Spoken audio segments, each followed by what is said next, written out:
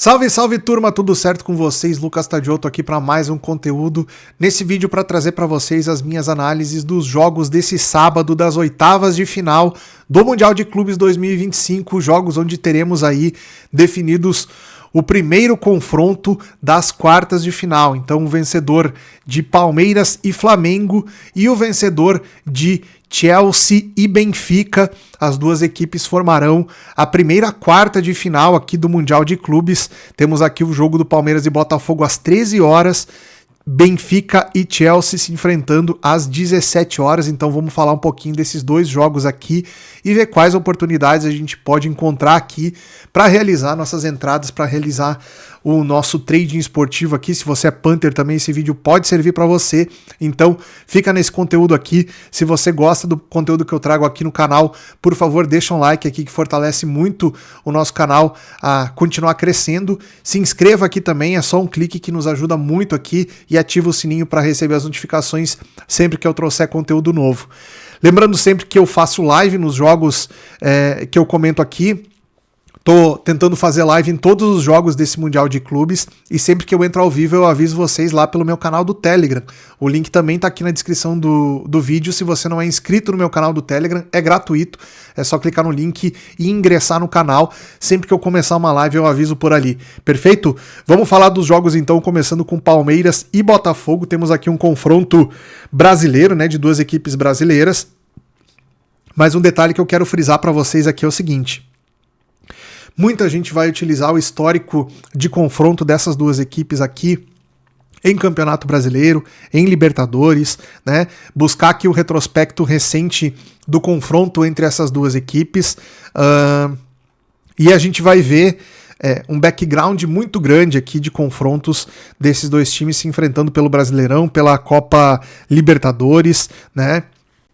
Temos aqui no ano de 2024, Palmeiras e Botafogo se enfrentaram na Libertadores. A gente tem aqui enfrentamentos pelo Campeonato Brasileiro aí de vários anos também. Então, existe aí, ao contrário de vários outros confrontos que a gente tem nesse Mundial, onde a gente não tinha uma amostragem, né? São confrontos inéditos. Nesse caso aqui, a gente tem uma amostragem longa para poder analisar. Mas eu quero me ater com vocês na campanha que essas duas equipes fizeram no Mundial até aqui, tá? Então vamos dar uma passada aqui no que cada um desses times fez até esse momento no Mundial de Clubes, tá? A gente teve aqui, começando com o Palmeiras, um empate em 2-2, um empate na estreia com o Porto em 0-0, vitória contra o Al-Ahly do Egito por 2-0, e um empate contra o Inter Miami por 2-2, tá? Então foram dois empates e uma vitória, 5 pontos que levaram o Palmeiras a ser o líder desse grupo aqui, tendo também o Porto e o Inter Miami, que foi o segundo time classificado. Então o Palmeiras passou e o Inter Miami também. Palmeiras vai enfrentar o Botafogo nas oitavas de final. O Botafogo que passou pelo Seattle Sounders, venceu na estreia por 2-1. Depois pegou o PSG, venceu também por 1-0. Então foram duas vitórias aqui, 6 pontos para o Botafogo nos dois primeiros jogos. E acabou perdendo o terceiro jogo para o Atlético de Madrid. O Botafogo que já estava classificado quando pegou o Atlético de Madrid aqui, mas perdeu apenas por 1-0, tá? Então o que a gente tem aqui? A gente tem o time do Palmeiras que teve 4 gols pró e 2 gols contra na competição, ou seja, um ataque com o dobro de gols feitos do que os gols sofridos, e o Botafogo que teve aqui um ataque com 3 gols pró e 2 gols contra, tá? Então a gente tem aqui a relação de saldo de gols aqui das duas equipes vai favorecer o Palmeiras, que tem um gol a mais de saldo, o que não faz diferença a partir do momento que a gente está nas oitavas de final, um jogo de caráter eliminatório. O que a gente tem que levar em conta aqui, tá? Não adianta a gente pegar o retrospecto de jogos pelo Brasileirão, de jogos pela Libertadores, onde a gente tem uma condição de regulamento completamente diferente do que a gente tem aqui no Mundial, né? Libertadores a gente tem jogos de ida e volta, no Brasileirão a gente tem jogos de pontos corridos, e aqui é só um único jogo de eliminatória, um jogo de mata, quem perder tá eliminado. Então a gente tem uma situação aqui que chama muita atenção para mercados um pouco mais complicados da gente trabalhar, tá? Então, quem trabalha Panther nesse jogo, que busca eventualmente mercado de handicap, mercados onde a gente consiga buscar por uma precificação um pouco mais alinhada das duas equipes para poder fazer nossas entradas com uma odd que tenha EV+, que tenha a longo prazo lucratividade para o apostador, a gente vai esbarrar aqui numa dificuldade que é o fato da gente ter um confronto inédito a nível de regulamento dessas duas equipes, um jogo único que dá a classificação.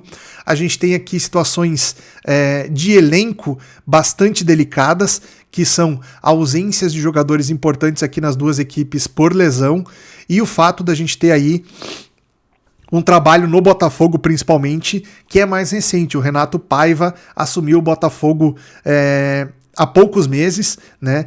E a gente já tem uma característica de jogo diferente aqui após esse treinador ter assumido. O estilo de jogo do Palmeiras a gente já conhece há muito tempo, né? O Abel Ferreira tem uma linha de raciocínio, uma linha de trabalho muito clara e muito consistente, de montagem de modelo tático aqui para o time do Palmeiras, tá? Então aqui a gente não deve ter nenhuma surpresa em relação ao estilo tático do Palmeiras nesse jogo.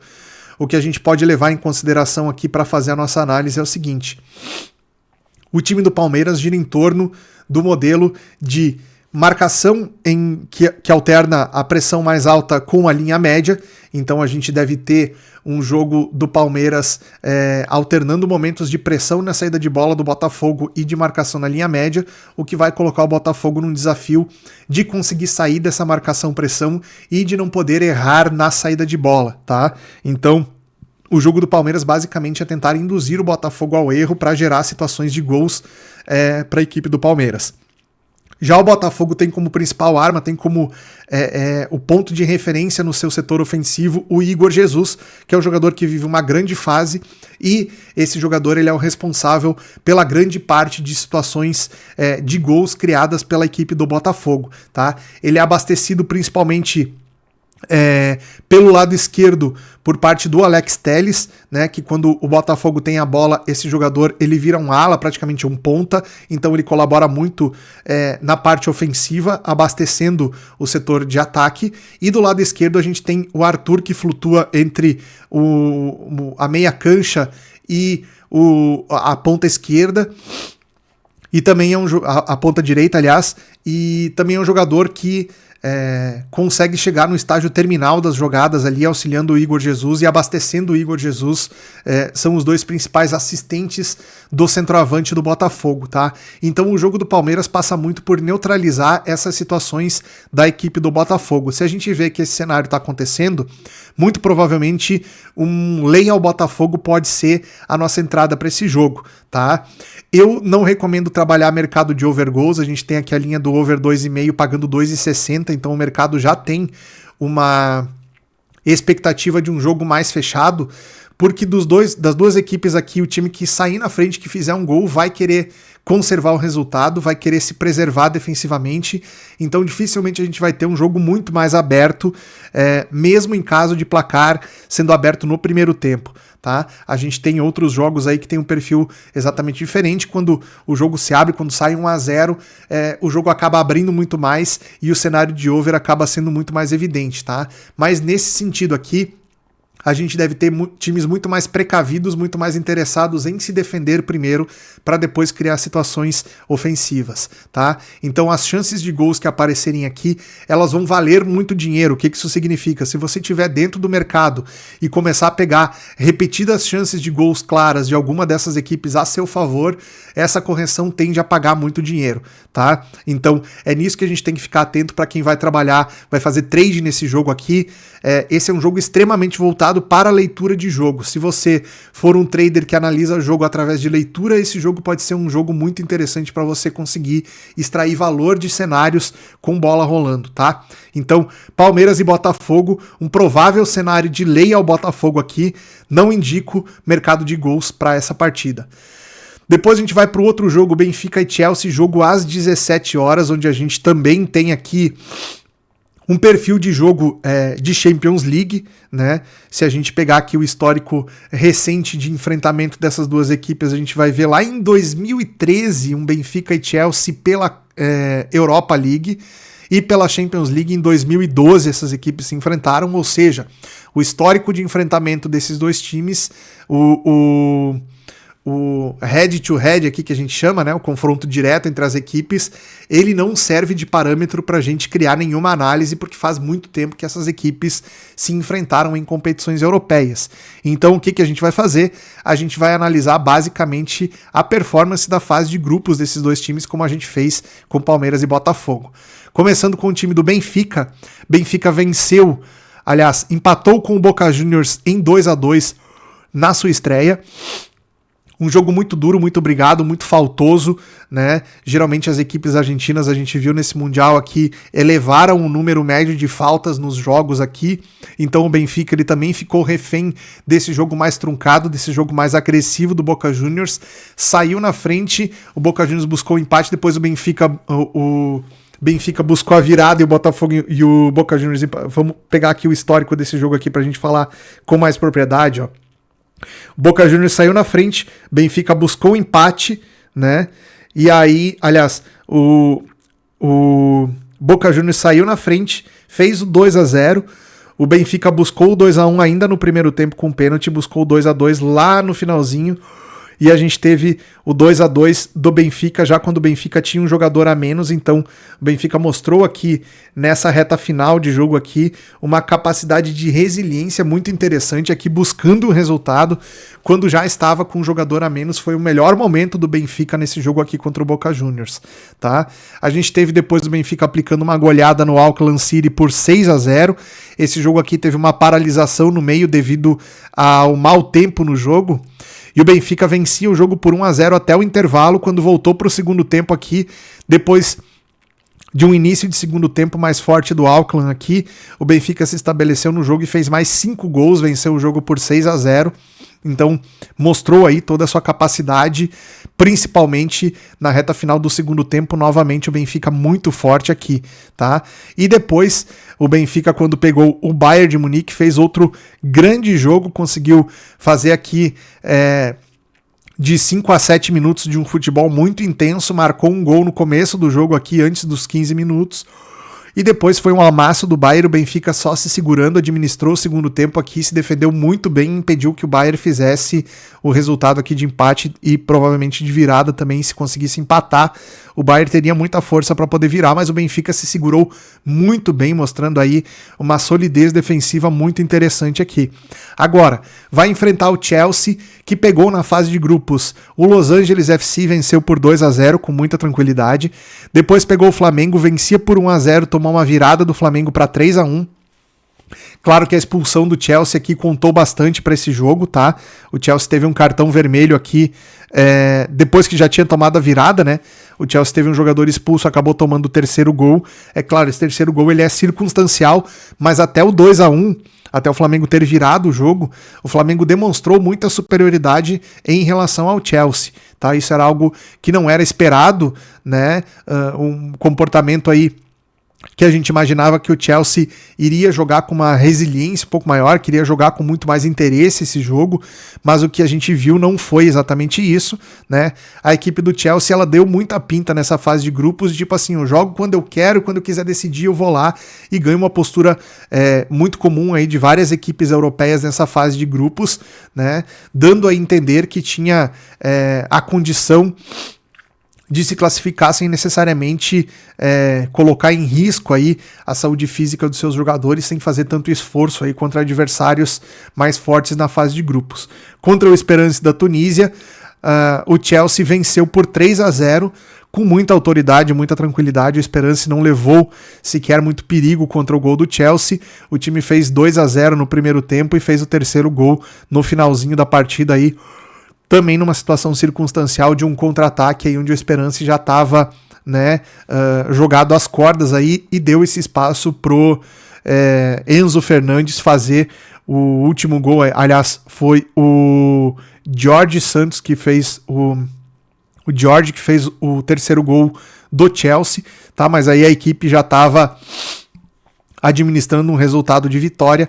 Enfim, o Chelsea com 6 pontos aqui, 2 vitórias e uma derrota, classificou nesse grupo. Então a gente tem um enfrentamento aqui de duas equipes que tiveram uma trajetória diferente, levando em conta que o Chelsea era o favorito para passar em primeiro nesse grupo, acabou passando o Flamengo em primeiro e o Chelsea em segundo. O Benfica não era o favorito do seu grupo, o favorito era o Bayern, o Benfica acabou vencendo o Bayern e passando na primeira colocação. Então a gente tem aqui um confronto muito interessante de duas equipes europeias. Se eu falei para vocês que no jogo entre Palmeiras e Botafogo a gente pode não ter um cenário over, nesse jogo aqui eu acho que é mais possível desse cenário over acontecer. A gente tem a linha do over 2,5 pagando 1,62, tá? Então o mercado também tem essa expectativa de que esse jogo seja um jogo mais aberto. Ao contrário do primeiro jogo aqui, saindo um gol de qualquer uma das equipes, esse jogo pode abrir muito, a gente pode ter um cenário para muitos gols. As odds aqui são 3,10 para o Benfica e 2,25 para o Chelsea, o que não coloca um favoritismo extremo para nenhuma das equipes. Naturalmente, o mercado pesa bastante o dinheiro por lado da equipe inglesa, que tem uma média de idade mais baixa. Se a gente pegar aqui pela idade, né, 26,1 anos de idade pro Benfica, que é uma média baixa, e 24,3 anos para o Chelsea. Então o Chelsea é um time no papel com mais vigor físico, com mais condição de fazer um segundo tempo mais interessante aqui do que a equipe do Benfica. Então a gente deve ter um jogo aqui com alta rotação, com um bom nível técnico. A partir dessa altura, aqui no campeonato, as equipes europeias, principalmente no caso do Chelsea, vão demonstrar mais interesse na competição. Então a gente deve ter aqui um jogo de maior empenho dessa equipe inglesa aqui, que a gente não viu ter tanto empenho na fase de grupos.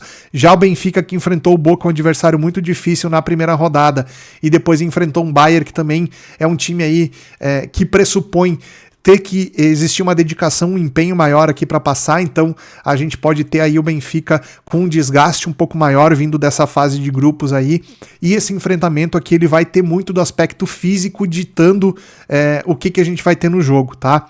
Com times com potencial físico interessante, a gente deve ter o jogo, como eu falei, num ritmo bom até o final da partida, né? Principalmente no segundo tempo. Aqui tem um ritmo bem acelerado, então é um jogo onde eu coloco como primeira opção o mercado de over goals aqui, mas também é um jogo, a exemplo de Botafogo e Palmeiras, é um jogo onde a leitura de jogo vai fazer muita diferença. Se você tiver afiado na leitura de jogo, provavelmente você vai encontrar boas janelas de oportunidade aqui para executar alguns métodos, seja ele o back ao favorito, seja ele o lei zebra, seja ele o back a goleada, lei goleada, seja ele o mercado de over goals, mercado de under goals. Com leitura de jogo aqui, você pode ter uma âncora interessante para executar essas metodologias, tanto no primeiro quanto no segundo tempo, tá? O meu mercado principal para trabalhar nesse jogo aqui é o mercado de gols, e o segundo mercado, né, um mercado que possivelmente a gente pode ter alguma situação ocorrendo aí na segunda parte, é o mercado de correção de preço no match odds, trabalhando em lei a equipe que estiver pior. Não necessariamente com o jogo aberto, né, com o placar aberto, mas se a gente tiver um jogo aí empatado no segundo tempo, pode ser que a gente tenha aqui um potencial de correção interessante aqui, dependendo de como os times vierem para a segunda etapa, tá? Então um jogo focado na leitura de jogo. Para você que é Panther, acho que é um jogo muito difícil de você tecer qualquer cenário mais definitivo no pré-live, tá? As odds dos mercados mais interessantes aqui para você poder trabalhar no pré-live, elas estão realmente muito amassadas. Eu acho que trabalhar o over 2,5, por exemplo, numa odd abaixo de 1,70 num confronto desses aqui, que é um jogo apenas eliminatório, é um pouco delicado. Então, se você é Panther, provavelmente os mercados mais atrativos eles vão estar aí no mercado de cartões, no mercado de finalizações. Então, tanto esse jogo de Benfica e Chelsea, quanto o jogo de Palmeiras e Botafogo, são bons jogos para trabalhar as linhas de cartões, principalmente no segundo tempo, se você é Panther, e as linhas de finalizações também de alguns jogadores aqui podem estar interessantes nesses jogos, beleza?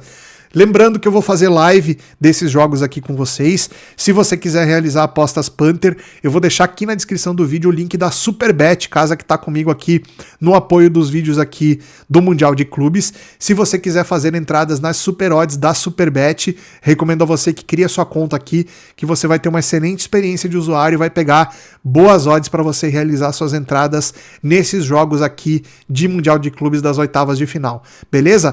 Tá dado o recado aí então. Espero vocês na live aí, tanto às 13 horas para fazer o jogo dos brasileiros, quanto às 17 para fazer o jogo dos europeus, beleza? Um grande abraço, nos vemos no próximo conteúdo. Até lá.